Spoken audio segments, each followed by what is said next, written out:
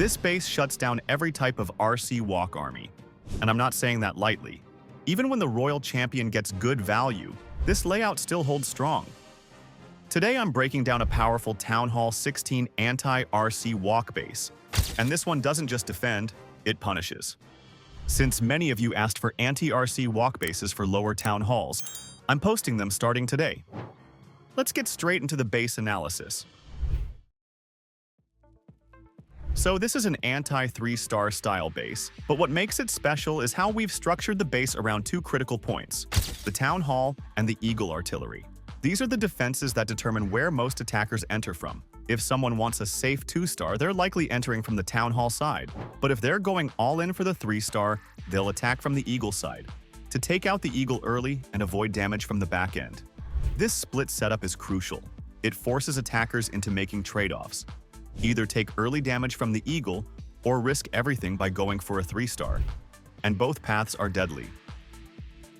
Now the next key setup, the isolated monolith. There are barely any defenses around it, meaning the Royal Champion or Root Riders have no clear path to reach it. They'll just circle around it, ignoring it completely, while it constantly chips away at troops. If you've followed my previous videos, you already know how powerful this setup is. When the monolith survives longer, it becomes a nightmare for the back end of any attack. And in this current meta, where everyone's spamming high HP troops like dragons or Root Riders, an isolated monolith is one of the best ways to stop their momentum. Let's keep going. Right next to the monolith, we've placed Inferno towers in tricky spots too. These Infernos are set apart in a way that prevents troops from directly targeting them. So even if the attacker clears the front half of the base, they'll likely skip right past these defenses, and that gives them even more time to deal constant damage. So yeah, if they miss the monolith and the Infernos, they're in for serious pain later in the raid. Now, let's talk about the spell towers. We've gone with double poison towers here, and they're key for disrupting RC walks. No matter which direction the RC enters from, she's going to trigger one of them. That poison effect, it slows her down, cuts her damage, and this means she will get lesser value than usual. It's a simple mechanic, but incredibly effective. But here's something important. When I say anti-RC walk, I'm not claiming this base completely stops the RC charge in every hit. Let's be real. If someone's using 10+ invisibility spells, the Royal Champion is going to get a very good value. The goal here is different. We're trying to protect the most important defenses that usually decide the outcome of the raid. So yeah, the RC might pick off a few defenses, but she's not getting the monolith, and she's not reaching the key kill zones. That's what makes this base anti-RC walk. Not a total shutdown, but a surgical setup that forces attackers to miss the most valuable targets. We've also added in a few extra touches to reduce RC value, like the centralized clan castle filled with ice golems. One ice golem might not seem like much, but it can freeze the RC long enough to waste the value of one full Invis spell. And if you've played long enough, you already know what losing one Invis means. It's 4 or 5 lesser RC strikes. Alright, now let's shift gears and talk about how this base handles the secondary army, the actual kill squad that comes in after the RC gets value. This is where the base really shows its strength. Even if the RC does manage to get some value, the secondary troops suffer, and that's mostly because of the back-end setups. When we say back-end, we're talking about the final part of the base, the part that troops reach after their Warden ability is gone, after their spells are spent, and when they're already taking damage. It's where the raid is decided. Now, if the attacker starts from the Town Hall side, then the Eagle compartment becomes the back end. And if they enter from the Eagle side, then the Town Hall side is the back end. Either way, it's pain. Let me break that down. If they end the raid at the Town Hall compartment, they're dealing with a multi-inferno, stacked archer towers, all the Teslas, and it's all backed up by the King. That's insane DPS. And no surviving army can casually handle that, especially when the King is slowing them down, distracting troops and soaking damage.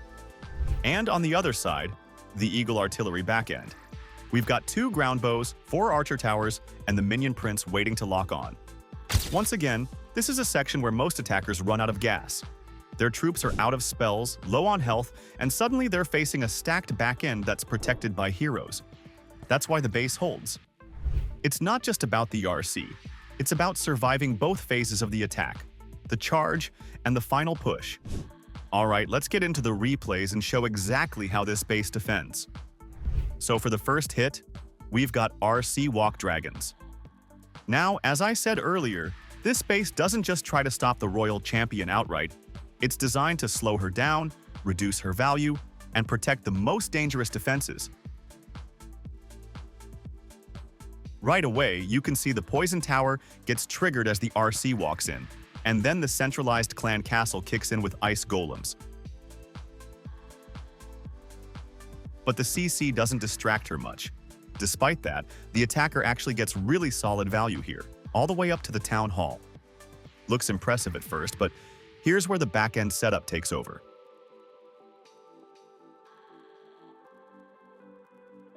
Because the attacker entered from the Town Hall side, the Eagle artillery stays alive through the entire raid. That means constant damage on the army throughout. And remember, the monolith is still uncleared. And watch it shredding almost half the dragons before they even get close. In fact, they completely skip the monolith, never even touch it.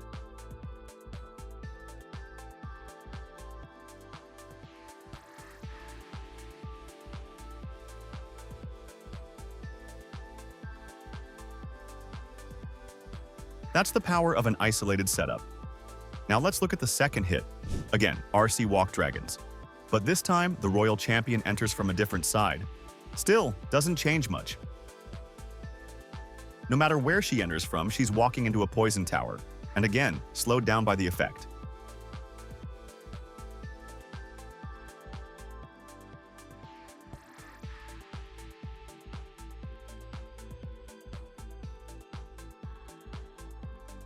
In this case, the RC tries to take down the Town Hall, but between the Poison Tower and CC troops, she can't finish it off.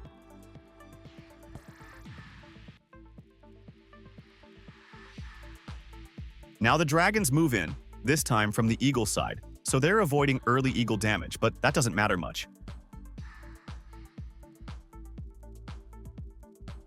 Because once they hit the core, they get caught in the Giga Poison, and the back-end section with the Teslas, Multi-Infernos, and splash damage just melts through them. There's no chance to recover, the army slows down, gets split, and the raid ends in a big fail. Now for the third replay, we've got a Root Rider army. This one starts with a mini RC charge, just a couple invisibility spells. And again, the RC gets decent value, sets a nice funnel, and softens up the path for the main push.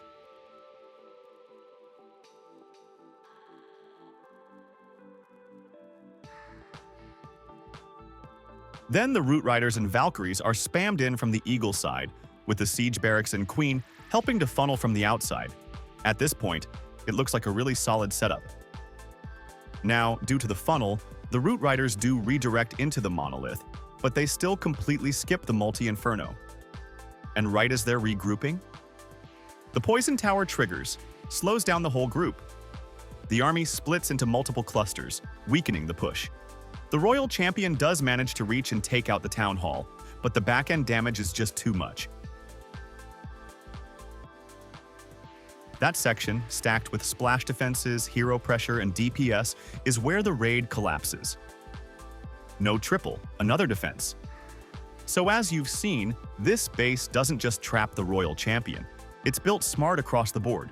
Even when RC gets value, the backend takes over and shuts down the second phase of the attack. And the isolated monolith? MVP of every single defense. This Anti RC Walk Town Hall. 16 base is built to handle the entire attack, not just the charge. Whether it's RC Walk Dragons, Root Riders, or any other spam-heavy meta army, this layout is holding strong. The copy link is in the description. Test it yourself and see how it holds up in your next war, CWL, or Legend push. If this video helped you, drop a like and subscribe for more high defense layouts every week. I'll catch you in the next one with another base that beats the meta.